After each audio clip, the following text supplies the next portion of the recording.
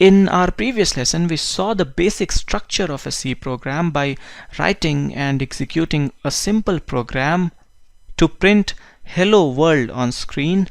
But printing hello world on screen is not doing something very meaningful. In a typical task that we would like to perform using a computer program, we will have some data and then we will have to perform some operations on these data. Let's try to understand this through an example. Let's say we want to perform this task of calculating simple interest. The data that we will work upon will be principal amount, which will be a positive number.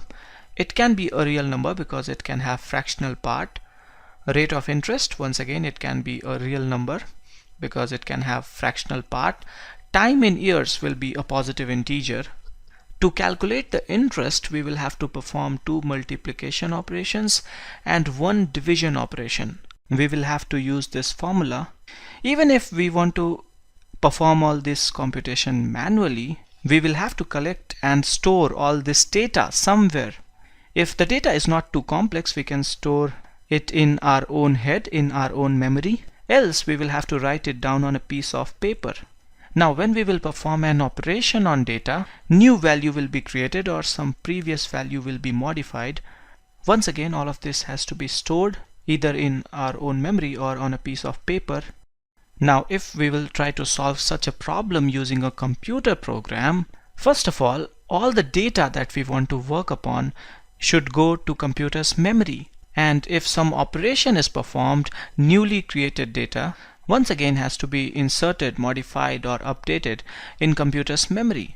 So we must have ways in our program to store, access and modify data in computer's memory. If you look at this expression here, P into R into T upon 100, P, R and T here are variables. Variables by general definition are things that can change. In this expression, P, R and T can be anything. 100 in denominator is a constant. A constant is something that won't change. 100 is 100 in any part of the world. We have concept of constants and variables in programming also. You can think of constants as values of different types that you can write directly in your code, in your program. An integer, a real number, a character, or a sequence of characters that we call a string in programming. Names, words, phrases and sentences. In a program, all of these are strings.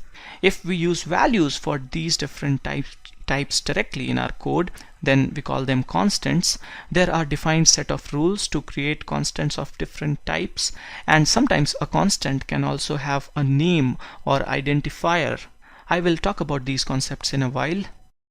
We can think of a variable as a unique name or identifier for a section of computer's memory where we can fill in some data. So if P and Q are 2 variables in my program, you can imagine them in the memory like how I'm showing here. P is only a name for this section of the memory, and using the identifier P in our program, we can store some data here in this section of the memory. Basically, we can read and write to this section of the memory. Similarly, Q is another variable that is identifier for this part of the memory. Once again, using the identifier Q, we can read and write to this part of the memory. In programming, quite often we use this term identifier for name. That's why I'm saying identifier a lot of times. Once again, to create and work with variables, we have to follow the rules of language. Constants and variables in a program are means to store and represent data. Now, data can be of various types. Different types of data are represented differently. We saw some of the types while writing these constants. Data can be a number, sometimes an integer, sometimes a real number. Data can be a word, phrase or sentence, and then there can be all kinds of complex forms of data. And the kind of operations that you perform on different types is different. Moreover, any data that has to be stored in computer's memory has to be binary, has to be a pattern of ones and zeros. Any data from the real world first has to be encoded or converted to binary, and then it can be stored in computer's memory. So there will be different encoding mechanisms for different types of data. We will talk about this in detail later. For now, just understand that different types of data are stored differently in computer's memory. A constant or variable in a program must be of a defined data type. A programming language gives us definition for some basic data types that we call primitive types, and then the language gives us tools to create complex types or composite types using primitive types. So primitive types are already defined in the language, and composite types need to be defined by us. In our initial lessons, we will mostly be talking about and working with primitive types. Most famous primitive data types are int for integer, char for character, float for real number, and there is another one for real numbers. It's called double. Int, char, float, double, all of these are keywords. Keywords are reserved words that are always used in a program for a specific purpose with a specific meaning. So these keywords will always be used to mark the data type of something. There are some other primitive types in C. We will talk about them later. There is one more building block that we need to know about, and then we can go ahead and write some programs to perform some real computations. We must know about operators. Constants and variables are means to store and represent data. Operators specify what to do with data, what operation to perform with data. I will list down some of the operators. Operators are also of different types. We have arithmetic operators, plus minus for addition and subtraction, asterisk for multiplication, backslash for division, and percentile sign for modulus operation. These are arithmetic operators. A single equal to sign is called assignment operator. It is used to assign value to a variable. And we have operators that we call relational and logical operators. Two equal to signs is for equality operator. If you want to compare two values for equality, you use two equal to signs, and this is a logical operator. And then we have operators like less than, greater than, less than or equal to, greater than or equal to. These operators are called relational and logical operators. We will get to know these operators when we will use them in a real program. Constants, variables, and operators are combined together to create mathematical and logical expressions that would evaluate to something. For example, let's assume that p and q are variables of type integer. Then p plus q will evaluate to the sum of values stored in p and q. P plus 2 will evaluate to the value stored in p plus 2. Now 2 is a constant here. 2 is a constant of type integer, and we can have complex expressions also, like this one to calculate simple interest. Let's now see how we can use these building blocks in a real program. I will start where I had left. This is the program to print hello world that we had written earlier. As we had discussed, a C program is organized in entities that we call functions. We must always have a function named main in our program. Program execution always starts with first statement in main function. There are some functions that are pre-implemented and available to us in what we call language libraries.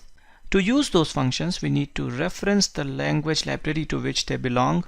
This statement here, hash include stdio.h, is referencing the library stdio.h. Printf function that we are using here is part of this library. The first line that I have written here is a comment in my program. Comment in a program is text that is ignored by the compiler. It is not considered for execution. You write a comment in a program for things like mentioning the name of author of the program, or for describing problem statement, or for explaining some part of your code, all in natural language. There are two ways to write comment. If you write something starting two forward slashes, then everything starting the slashes till the end of that line is a comment in your program. You can begin a comment after a C statement also. Another way to write a comment is start with a forward slash and then put an asterisk sign, and then everything after that is a comment unless you close the comment with another asterisk sign and then a forward slash. In closure, asterisks would come first. Using this method, you can write a comment in multiple lines. Okay, so what I'm going to do now is I'm going to write a comment using constants and variables. So we are going to learn how to create constants and variables in a program. I'm going to leave this printf statement as it is for now. To use a variable in a program, we first need to declare it. To declare a variable, you write a statement like data type space variable name. A C statement must always end with a semicolon. This statement is a variable declaration.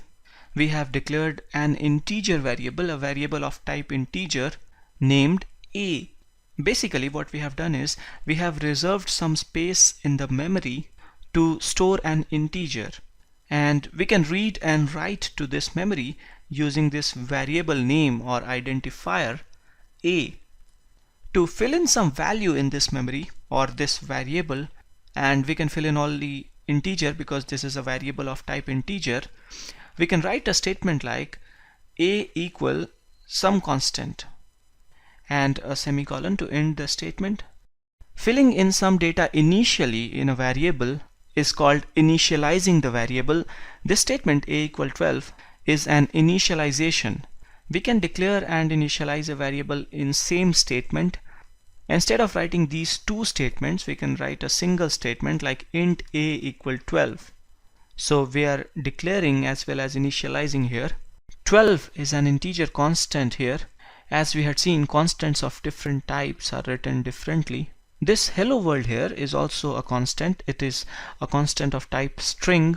String is not a primitive data type, it's a composite data type. String is a sequence of characters. Character is a primitive data type. A string constant is always written as a sequence of characters within double quotes. This string constant is being passed to printf function as argument. When we pass something to a function, we call it an argument to the function. And a function can take more than one argument. It can take arguments. What I'm going to do is I'm going to change this string constant. I'm going to write A equal %d. So I'm putting this percent sign here and then d. And now I'm going to pass one more argument to this function, variable A. How many arguments a function will take and what all arguments it will take depends upon the definition of the function. Printf can take one or more arguments. The first argument must always be a string constant. If I will put a %d somewhere in this string constant, then printf will expect another argument of type integer, and we can pass either a constant or a variable of type integer. Now when printf will print this string, it will replace this %d with the value of this integer. Things will be clear if I will run this program. Upon running the program, this is the output that I'm getting. Printf is printing the string, but it has replaced %d with value in variable A. This is called printing a formatted string using printf. If we only want to print the value in A and nothing else, we can get rid of this part. And now we are printing only the value in A. Printf is a magical function. It can do a lot of wonderful things. We will see all of that later. For now, this printf statement is printing the value in integer variable. Okay, so we are declaring and initializing an integer variable and then printing the value in that integer variable. Let's now create some more variables of other types. I want to create a character variable, so I will type in data type char and then I need to type in a name. I cannot use the variable name A again. Two variables within same function cannot have same names. And when I say same names, small a and capital A are different. You can have a variable name as capital A and it's fine. Now I can initialize my character variable with a character constant. A character constant is written as a character within single quotes. To print value in character variable, instead of writing %d, write %c and then pass the variable c as another argument. Printf will now print the character for you. Now I want to create a variable of type float, so I will be able to store a real number. Name of a variable doesn't always have to be a single character. It can be a set of characters. The rule to create a variable name is that you should start with a letter and then you can have letters, numeric digits, and one more possible character, underscore. Ideally, a variable name should be something meaningful from real world. And there is one more rule: your variable name should not be a reserved keyword in C. Keywords are supposed to be used for specific purpose in a program. Like break is a keyword, so you cannot have a variable named break. I will name this variable real underscore number. There can be no space in a variable name, so the underscore character can help bridge two words. We can initialize this variable with a constant of type float, and to print the value in this variable we need to say %f, and then we need to give the name of the variable as second argument. When I'm running this, as you can see, this real number is getting printed. Okay, so with this much we understand how to store basic primitive data in variables. In our next lesson we will see how we can take data as input from user of the program. Right now we are filling in all the data from within the program. We will also solve problems involving simple arithmetic. This is it for this lesson. Thanks for watching.